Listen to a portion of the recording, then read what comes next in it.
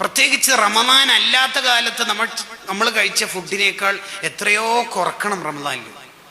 ഷെഹ്റാൻ ഇമാം പറയുന്നുണ്ട്, അത്താഴ സമയത്തും നോമ്പ് തുറന്റെ സമയത്തും ഓവറായി ഫുഡ് കഴിക്കുന്ന ആള് ഫകഅന്നഹും ലം യസും റമദാൻ, അയാള് റമദാനിൽ നോമ്പോക്കാത്തവനെ പോലെയാണ്. ചില ആൾ ഇപ്പോഴുണ്ട് അത്താഴത്തിനൊക്കെ ഭയങ്കര വെറുംചോറ്, സാമ്പാർ, പപ്പടം, മോര്, ഇതെന്താ സദ്യ. ഈ ഭാര്യമാർക്കൊക്കെ എന്താ റമദാനിൽ പണി?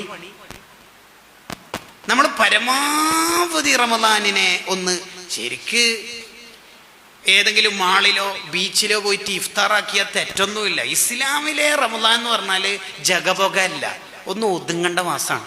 ആഘോഷങ്ങളൊക്കെ ഒന്ന് മാറ്റിവെച്ച് ഇപ്പൊ പാട്ട് കേൾക്കൽ, നല്ല പാട്ടാണെങ്കിൽ ആ പാട്ട് കേൾക്കൽ തെറ്റൊന്നുമില്ല. പക്ഷെ റമദാന് പാട്ട് കേൾക്കേണ്ട മാസമല്ല. പാട്ടിന് തെറ്റായിട്ടല്ല, റമദാൻ ആസ്വാദനങ്ങളൊക്കെ പരമാവധി മാറ്റി വെക്കുക.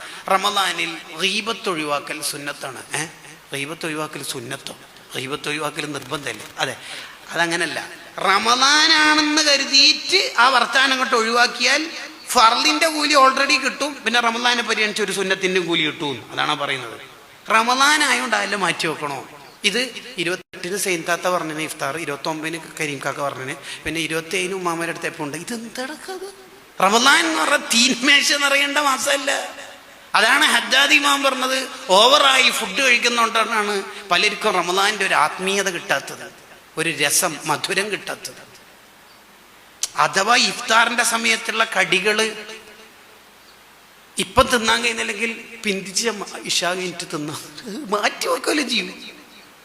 ശരിക്കും നമ്മളെ പ്ലേറ്റിലുള്ള ഒരു സമൂസ അപ്പുറത്തേക്ക് കൊടുത്താൽ മീസാന്റെ തട്ടിൽ അത് വലിയ കനമുണ്ടാവും, ഉഹദ് മലയോളം.